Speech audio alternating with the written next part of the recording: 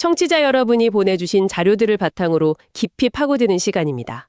오늘은 2025년 12월 15일, 시장을 정말 뜨겁게 달궜던 테슬라에 대한 분석 자료들을 함께 펼쳐보겠습니다. 사실 그날 테슬라 주가 한마디로 격렬했다, 이렇게 표현할 수 있을 것 같아요. 네, 정말 그랬죠. 얼핏 보면 그냥 전기차 주식이 좀 올랐나 보다 할 수 있는데 그 속을 들여다보면 전혀 다른 이야기가 숨어 있습니다. 그렇죠. 진짜 불을 붙인 건 따로 있었거든요. 바로 그 로보택시가 안전요원 없이 달린다는 단 한 문장이었습니다. 오늘 저희의 임무는 이 한 문장이 왜 투자자들한테 그렇게 달콤하면서도 동시에 치명적인 유혹이 되는지 그 속을 아주 제대로 해부해 보는 겁니다. 거대한 믿음과 차가운 현실, 그 사이에서 벌어지는 아슬아슬한 줄타기를 함께 따라가 보는 거죠. 자, 그럼 그날의 전쟁터부터 한번 복기해 볼까요? 12월 15일 주가가 약 4% 상승해서 477달러 근처에서 마감됐습니다. 네, 그 정도 선에서 마무리가 됐죠. 근데 단순히 4% 올랐다고 보기에는 그 과정이 너무 험난했어요. 거래량은 무려 6,900만 주에 달했고요. 와, 하루 동안 주가가 최고점이랑 최저점 사이를 오간 폭이 20달러에 육박했습니다. 여기서 정말 중요한 건 이게 그냥 조용한 상승이 아니었다는 점입니다. 시가총액이 1조 6천억 달러, 우리 돈으로 2천조 원이 넘는 어마어마하죠. 네, 이 거대한 항공모함 같은 기업의 주가가 이렇게 널뛰기를 했다는 건데요. 이건 마치 같은 가격표를 눈앞에 두고 한쪽에선 이건 미래를 향한 티켓이다 하면서 막 사들이고 다른 한쪽에선 이건 위험 신호다 하면서 팔아치우는 그런 거대한 줄다리기가 벌어졌다는 뜻입니다. 양쪽의 힘이 정말 팽팽하게 맞섰다는 거군요. 그렇습니다. 특히 그 줄다리기의 이유가 분기 실적처럼 명확한 숫자가 아니라 로보택시라는 뜨거운 이야기일 때 투자자들의 심리적 긴장감은 극에 달하게 되거든요. 내 주식이 오르는 건 좋은데 왜 오르는지가 좀 뜬구름 잡는 이야기 같을 때. 바로 그 불안감, 다들 경험해 보셨을 겁니다. 바로 그 감정이 시장 전체를 지배한 하루였던 거죠. 그럴 때 투자자들이 본능적으로 가장 먼저 확인하는 게 바로 기업의 기초 체력, 그러니까 펀더멘털 아니겠습니까? 맞아요. 저도 자료를 보면서 숫자를 확인해 봤는데요. 최근 12개월 매출이 약 960억 달러, 순이익은 약 50억 달러. 여전히 엄청난 기업이죠. 그럼요. 그런데 주가 수익 비율 PER을 보는 순간 저도 모르게 헉 소리를 냈습니다. 무려 330배. 330배요? 와, 솔직히 이건 오타가 아닐까 싶을 정도였어요. 바로 그 지점에서부터 이 미스테리가 시작됩니다. PER 330배라는 숫자를 아주 쉽게 풀어서 설명드리면 이 회사가 지금처럼 돈을 벌어서 현재 주가만큼 쌓으려면 330년이 걸린다는 뜻입니다. 와, 330년. 상식적으로는 말이 안 되네요. 그렇죠. 이건 시장의 테슬라의 현재를 보고 가격을 매기는 게 아니라는 가장 강력한 증거입니다. 시장의 눈은 완전히 미래를 향해 있고 그 미래의 핵심에 바로 로보택시 내러티브가 있는 겁니다. 플랫폼 기업이라는 말씀이 흥미롭네요. 구체적으로 투자자들이 상상하는 플랫폼으로서의 테슬라는 어떤 모습인가요? 우리가 아는 카카오택시 같은 모델과는 어떻게 다른 건가요? 아주 좋은 질문입니다. 자동차 한 대를 파는 건 말 그대로 일회성 매출로 끝나잖아요. 그렇죠. 한 번 팔면 끝이죠. 하지만 로보택시는 완전히 다른 게임이죠. 한번 판대된 자동차가 마치 스마트폰 앱처럼 혹은 도시 인프라처럼 쉬지 않고 움직이면서 계속해서 돈을 벌어들이는 플랫폼이 되는 겁니다. 그러니까 테슬라는 차를 파는 게 아니라 도시 곳곳을 돌아다니는 바퀴 달린 컴퓨터를 통해서 수수료를 받는 소프트웨어 기업으로 변신한다는 상상력이죠. 카카오택시가 직접 택시를 소유하지 않고 플랫폼만 제공하는 것처럼 테슬라는 전 세계에 깔린 자신의 전기차들을 하나의 거대한 네트워크로 묶는 꿈을 꾸는 거군요. 바로 그겁니다. 와, 그렇게 들으니 PER 330배가 조금은 이해가 될 것도 같네요. 제조업이 아니라 소프트웨어 기업의 관점으로 봐야 한다는 거군요. 맞습니다. 결국 지금 테슬라 주식은 두 개의 다른 시계로 움직이는 셈입니다. 하나는 분기별 실적이라는 현실의 시계. 그리고 다른 하나는 10년 뒤 로보택시 세상이라는 상상의 시계죠.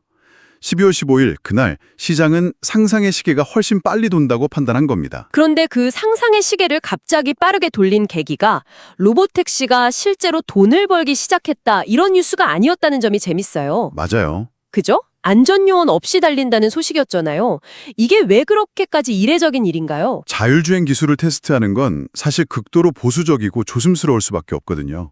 한번 상상해 보세요. 기술이 완벽하지 않아서 차가 도로 한복판에 멈춰서는 거랑 사고가 나서 사람이 다치는 거. 둘 중 어느 쪽의 파급력이 클까요? 당연히 후자죠. 그렇죠. 사고 한번 터지면 천문학적인 보험료, 끝없는 소송, 그리고 정부의 강력한 규제라는 삼중고가 한꺼번에 닥쳐옵니다. 이건 기술 개발이 몇 년 늦어지는 것보다 훨씬 더 무서운 시나리오죠. 그래서 보통은 안전요원을 꼭 태우고 아주 제한된 구역에서만 돌리고 네, 맞습니다. 그런 금기를 깨고 안전요원을 뺐다는 건 시장에 아주 강력한 메시지를 던진 셈이군요. 왜 하필 지금, 왜 이런 파격적인 방식으로 이런 질문을 던지게 만든 거죠? 바로 그겁니다. 이례적인 사건은 상상 시장에 강력한 신호를 보내고 투자자들은 그 신호의 진짜 의미를 해석하기 위해 여러 가설을 세우게 되죠. 자료에서도 흥미로운 3가지 가설을 제시하고 있더라고요. 네, 첫 번째 가설은 역시 가장 긍정적인 낙관론이네요. 기술이 정말로 완성 단계에 이르렀다는 엄청난 자신감의 표현이다. 만약 이 가설이 사실이라면 지금의 높은 주가는 충분히 정당화될 수 있습니다. 안전요원 인건비라는 고정비가 사라지고 운영이 단순해지면 서비스 지역을 기하급수적으로 넓힐 수 있거든요. 미래에 벌어들일 막대한 현금 흐름의 가치가 현재로 확 땡겨져 오는 효과가 생기니까 주가는 환호할 수밖에 없는 거고요. 그렇죠. 하지만 반대로 생각해보면 너무 위험한 도박처럼 보이기도 하는데요. 그래서 두 번째 가설인 불안론이 나오는 거겠죠. 기술이 완성돼서가 아니라 경쟁사들을 의식하거나 정해진 일정을 맞추려는 압박감 때문에 서두른 것일 수 있다는 의심 말입니다. 이 경우엔 이야기가 180도 달라집니다. 이건 마치 아직 수영을 완벽하게 배우지 못한 아이를 갑자기 깊은 물에 밀어넣는 것과 같아요. 아, 비유가 확 와닿네요. 작은 사고 하나만 터져도 그동안 공들여 쌓아올린 자율주행 기술은 안전하다는 믿음의 탑이 한순간에 무너질 수 있습니다. 이야기가 크고 기대가 높을수록 실패했을 때의 충격도 훨씬 커지는 법이죠. 단순한 이미지 손상을 넘어서 아까 말씀하신 규제 강화나 비용 증가, 이런 펀더멘탈 타격으로 직결될 수 있는 매우 위험한 시나리오네요. 맞습니다. 그리고 마지막 3번째는 현실적 의심인데 이게 가장 그럴듯하게 들리기도 합니다. 겉보기엔 안전요원이 없지만 사실은 우리가 보지 못하는 보이지 않는 안전요원이 있을 것이다. 네, 예를 들어 원격 관제 센터나 지오펜싱 같은 기술 말이죠. 지오펜싱이요? 그게 뭔가요? 지도 위에 보이지 않는 가상의 울타리를 쳐놓고 그 안에서만 자율주행을 허용하는 방식입니다. 사실상 현재 상용화된 대부분의 로보택시 서비스가 이런 방식을 사용하고 있죠. 아, 그러니까 정해진 구역 안에서만 움직이게 하는 거군요. 네, 이건 마치 자녀가 갑자기 저 내일부터 혼자 학교 갈래요 라고 선언한 것과 비슷합니다. 부모 입장에선 우리 애가 다 컸구나 하는 대견함, 혹시 사고라도 나면 어쩌지 하는 불안감. 그리고 혹시 원격으로 지켜보고 위험한 길로는 못 가게 막아놔야 하지 않을까 하는 현실적인 의심이 동시에 드는 것과 같은 상황이네요. 정확합니다.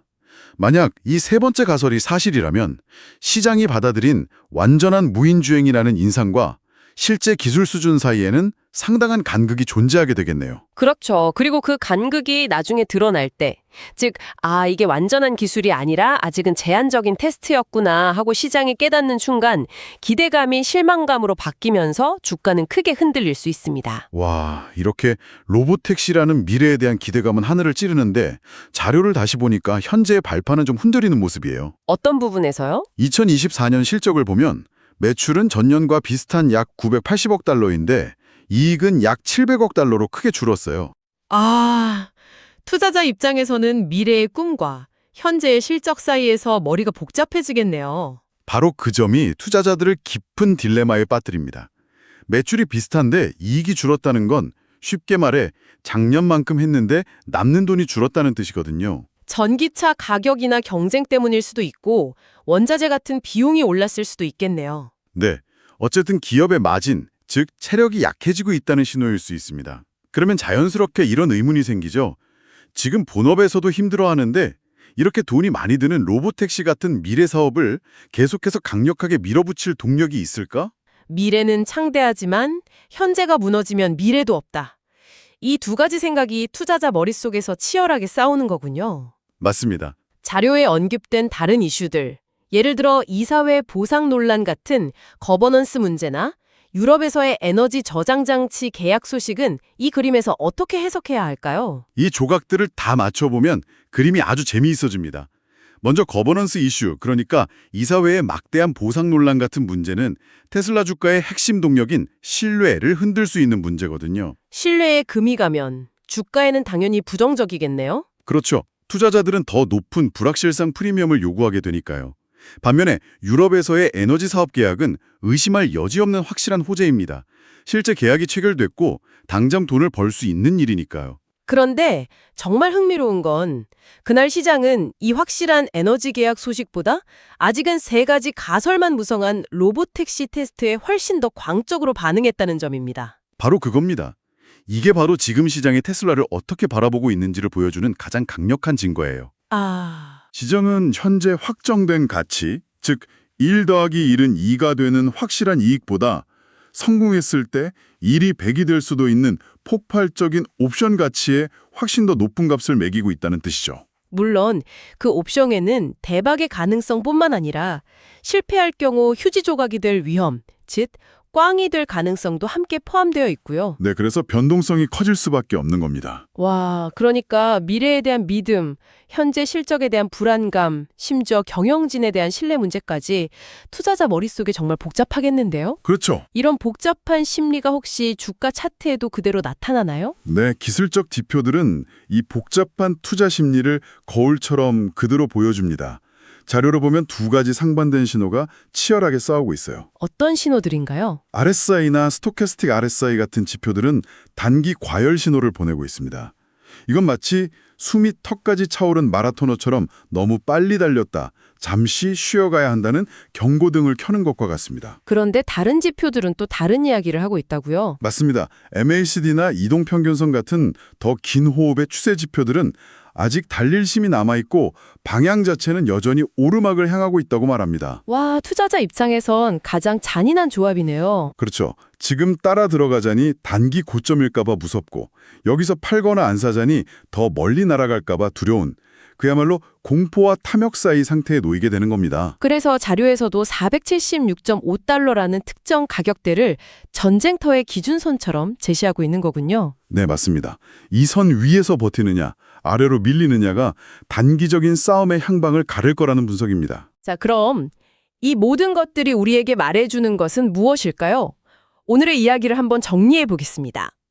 현재 테슬라의 가격을 움직이는 핵심 동력은 당장의 전기차 판매 대수가 아니라 자율 주행과 로보택시라는 거대한 내러티브라는 것. 네. 그리고 12월 15일에 그 격렬한 주가 움직임은 이 내러티브가 다시 한번 시장의 심장부로 돌아왔다는 강력한 신호였다는 점입니다. 결국 청취자 여러분께서 스스로에게 던져야 할 질문은 이것 하나로 모아집니다. 이번 안전요원 없는 테스트가 그저 시장의 기대를 자극하기 위한 상징적인 보여주기에 그칠 것인가? 아니면 정말로 돈을 벌고 전 세계로 확장 가능한 사업 모델의 실질적인 첫걸음이 될 것인가? 네, 그 답을 어떻게 내리느냐에 따라 지금의 높은 밸류에이션은 미래를 정확히 내다본 선견지명이 될 수도 아니면 거대한 거품의 증거가 될 수도 있겠죠. 자료의 마지막 문장이 현재 투자자들의 복잡한 심정을 정확히 대변하는 것 같아요. 믿고 싶다. 하지만 온전히 믿으려면 더 많은 증거가 필요하다. 오늘 자료들을 깊이 파고들어 보니까 진짜 미스터리는 로보택시 기술 그 자체가 아닐지도 모른다는 생각이 듭니다. 오, 그건 무슨 말씀이시죠? 어쩌면 진짜 미스터리는 이것 아닐까요? 시장이 사람 없는 운전이라는 기술적 사실을 돈이 되는 사업이라는 경제적 현실로 얼마나 빨리 연결시켜서 확신하게 될 것인가. 아, 바로 그 확신의 속도 말입니다. 네. 그리고 한 가지 기억해야 할 점은 시장의 확신이 빨라질수록 여러분의 계좌 역시 더 빠르고 격렬하게 흔들릴 수 있다는 사실일 겁니다.